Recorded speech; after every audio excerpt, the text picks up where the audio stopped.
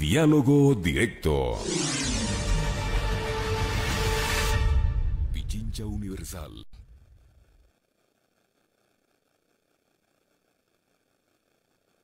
Son las 17:32 minutos, 17 horas 32 minutos. Ya le estamos saludando a la prefecta de Pichincha, Paola Pavón, este día lunes 13 de abril. A propósito, es el Día del Maestro, ¿no? Es un día muy significativo, pero que nos coge en medio de esta tremenda crisis sanitaria y económica. Prefecta, muy buenas tardes. ¿Cómo está usted? Iniciemos este importante diálogo. Me imagino que tuvieron hoy importantes reuniones en el COE provincial y sé también, de acuerdo a la información que se puede observar en el Twitter, que se reunieron hoy con las juntas parroquiales. ¿Qué nos puede informar al respecto? Buenas tardes. Buenas tardes, estimado Washington.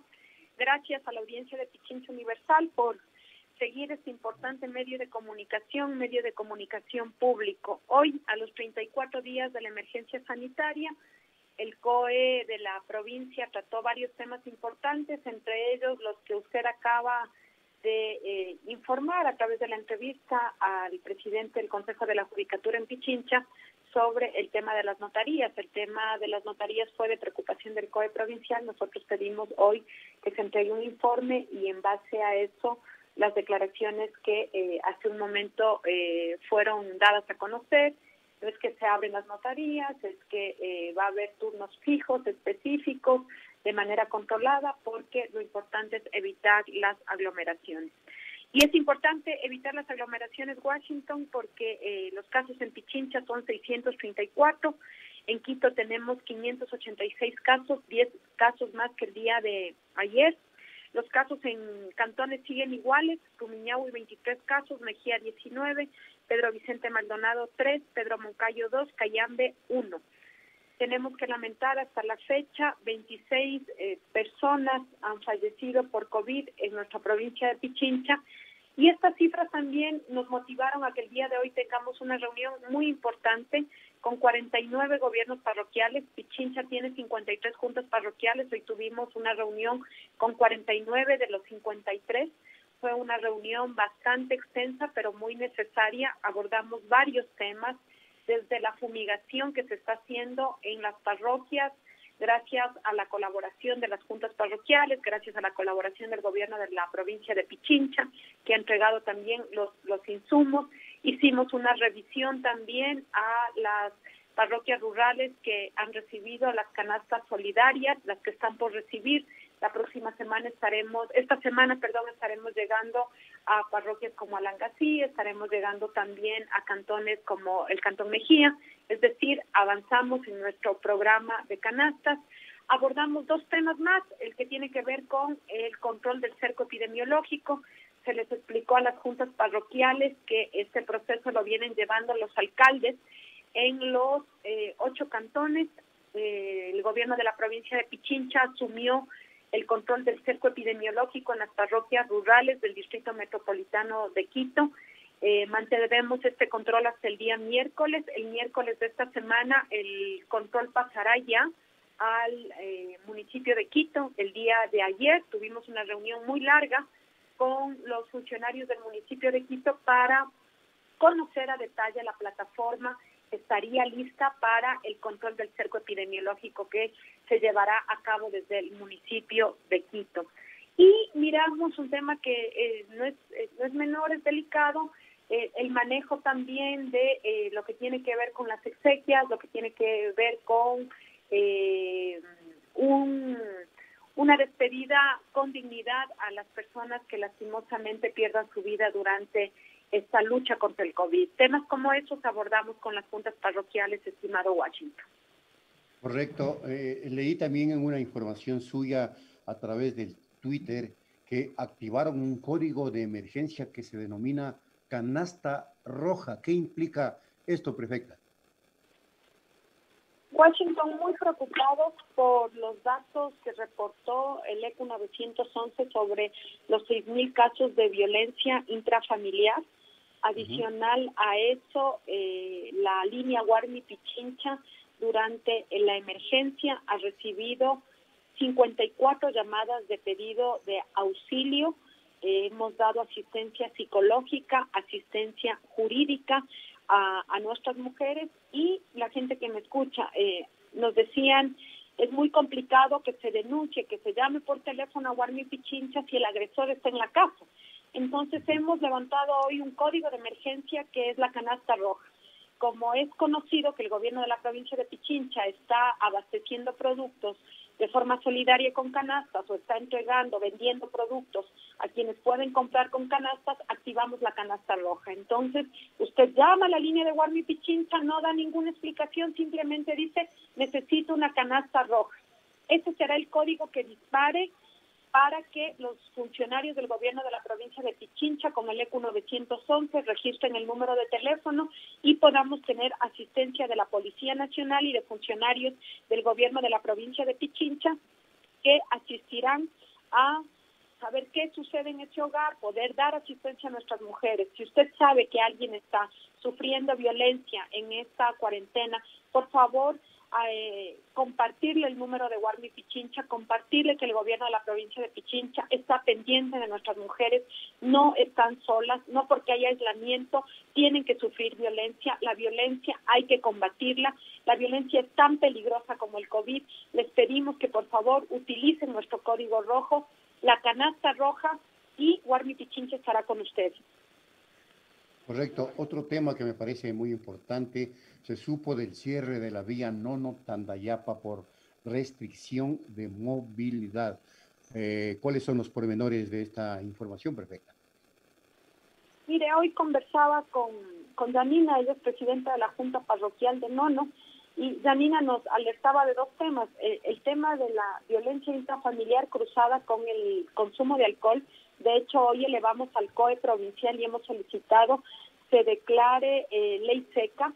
Estamos identificando que hay un uso excesivo de alcohol en algunas parroquias rurales, y esto, más el aislamiento, hace que las condiciones de violencia sean mucho mayores, y esto nos preocupa por nuestras mujeres. Janina me comentaba eso el día de hoy y hemos propuesto el tema de la ley seca.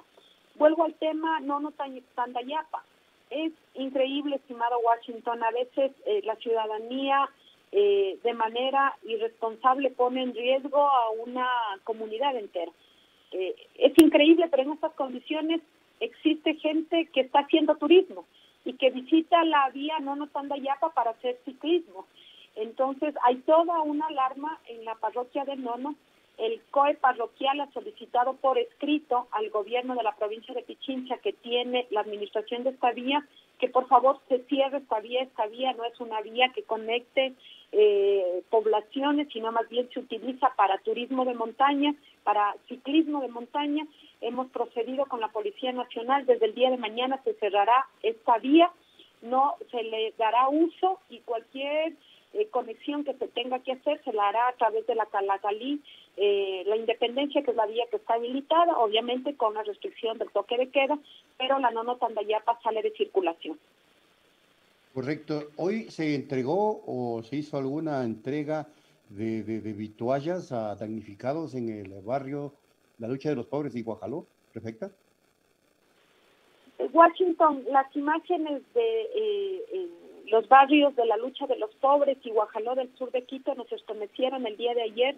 Tuvimos una lluvia inclemente en varias partes del distrito metropolitano de Quito, y por el cierre de una quebrada, por temas de basura, de árboles, de troncos, se ocasionó un desbordamiento de la quebrada y se causó daños en varias viviendas de sectores humildes y populares de nuestra ciudad de Quito, del sur de Quito, a la altura de La Lucha de los Pobres y Guajaló. Hemos entregado el día de hoy alimentos, hemos entregado vituallas, y también la maquinaria del gobierno de la provincia de Pichincha, conjuntamente con el municipio, el día de mañana entrará a hacer la limpieza total de estas quebradas, estimado Washington. Sobre la base de consideraciones técnicas y científicas, ustedes, digo ustedes cuando me refiero al COE provincial, continúan sosteniendo la necesidad de que las medidas de aislamiento vayan al menos hasta este fin de mes, si no se prolongan hasta mediados de mayo. Nosotros seguiremos insistiendo a Washington que es importantísimo mantener el aislamiento. Apoyamos al alcalde Yunda en su necesidad de tener control sobre los salvoconductos. Nosotros el día de hoy volvimos a levantar la voz en el COE provincial. Es inadmisible que haya un número excesivo de salvoconductos. En el caso del Distrito Metropolitano de Quito, el alcalde Jorge Yunda, el municipio tiene la capacidad de hacer el control. Es importante que el gobierno nacional se sensibilice ante eso y que nos permitan tener mayor control sobre la circulación en la ciudad. Yo quiero poner una comparación. Mire, el día de hoy en Argentina se dio a conocer que el país avanza hacia el aislamiento social hasta el mes de mayo. El país como tal. Eso es cuando existe un gobierno responsable, cuando se está precautelando la vida de los ciudadanos por la presión de los negocios, de los empresarios. Hay condiciones duras y difíciles, lo he dicho, no todos estamos en este barco de la misma manera, no todos estamos enfrentando la pandemia y el aislamiento social de la misma manera. Hay sectores vulnerables, hay sectores que no tienen la posibilidad de hacer esta cuarentena y quedarse en su casa, pero lo importante es mantener la regla general.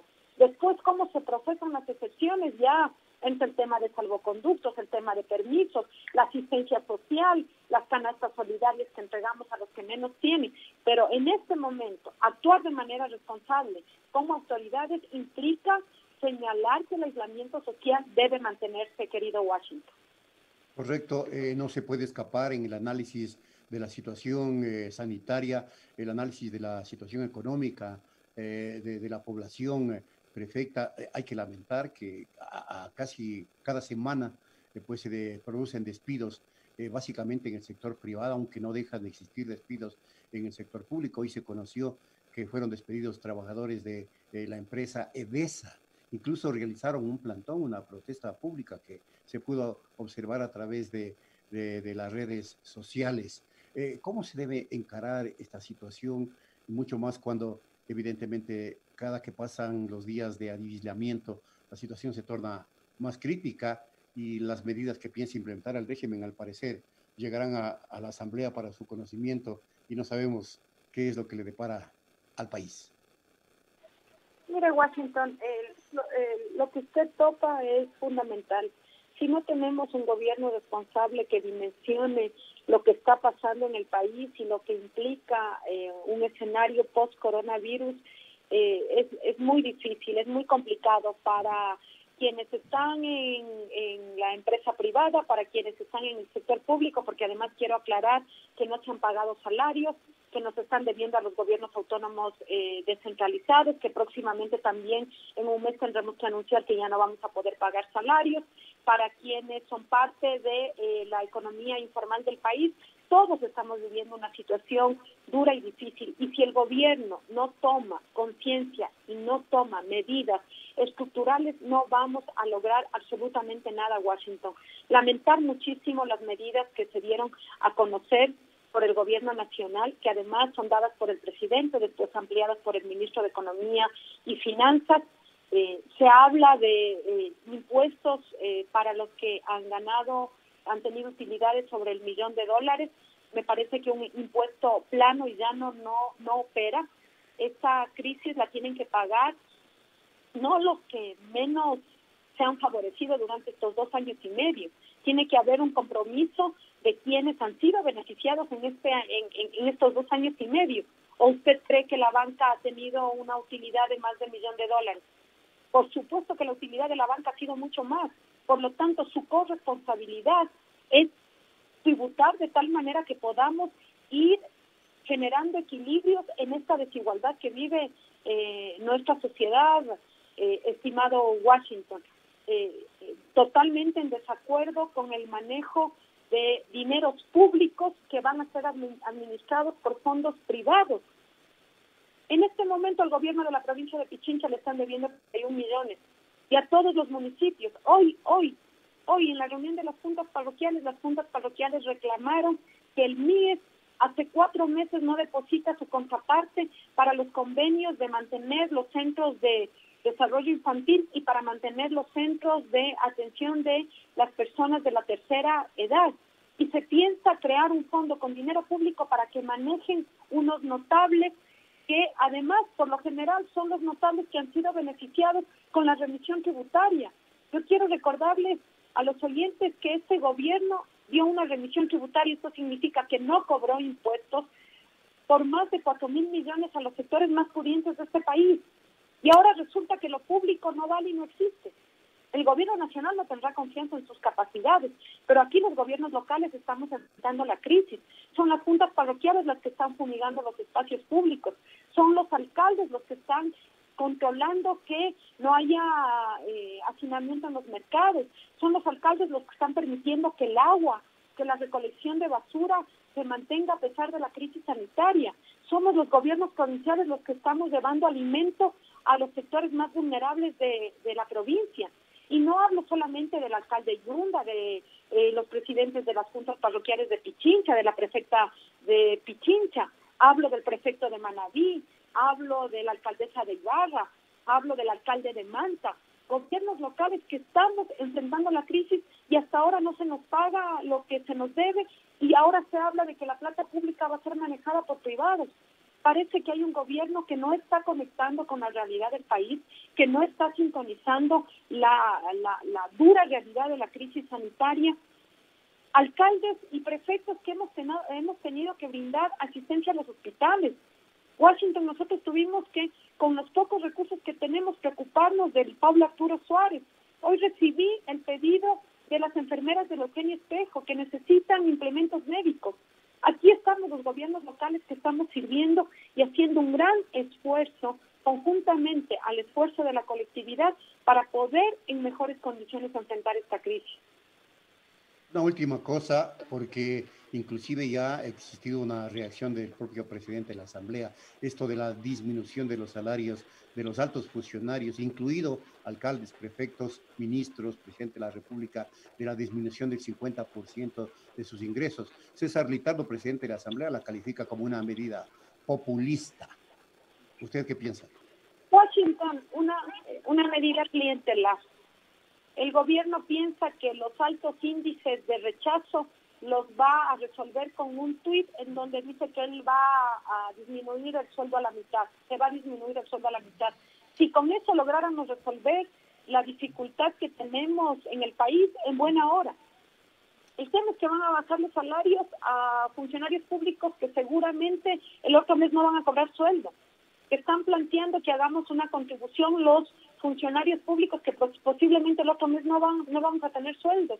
Entonces, eso nos da cuenta a quienes entendemos mínimamente de economía y de lo que está enfrentando el país, es que no tienen una real dimensión de cómo enfrentar la crisis. Hasta ahora no han abordado cómo van a enfrentar la negociación de la deuda externa. En plena crisis sanitaria somos el único país que tomó la decisión de pagar la deuda externa. Y se siguen ratificando en que eso era necesario. Cuando países plenamente soberanos han dicho en este momento no podemos pagar la deuda externa. Cuando los mismos organismos multilaterales han recomendado que no se puede pagar en este momento la deuda. Por lo tanto, si disminuyendo el salario de los funcionarios públicos se resolviera la crisis, sería excelente. Una medida clientelar que no va a mejorar las condiciones de popularidad del presidente Moreno. Muchas gracias, prefecta, por haber atendido esta llamada y por haber informado sobre los trabajos que realiza el COE provincial y conjuntamente con la prefectura de Pichincha. Muchas gracias nuevamente, doctora Paola. Muchas gracias, Washington, y decirle a la ciudadanía que con dificultades económicas, con persecución política, con escasos recursos económicos, aquí estamos. No están solos, estamos enfrentando la crisis en Pichincha, lo estamos haciendo de manera conjunta, hermanados, alcaldes, juntas parroquiales, COE provincial, porque nos interesa la salud de todos y nos interesa la vida de quienes viven en Pichincha. Muchas gracias. Gracias de igual manera, 17:51. Amigas y amigos, estuvo con nosotros la prefecta de Pichincha, Paola Pavón. Hacemos la pausa y continuamos con más información. Estamos conectados contigo. 95.3 FM y en el noroccidente de Pichincha, 94.5 FM.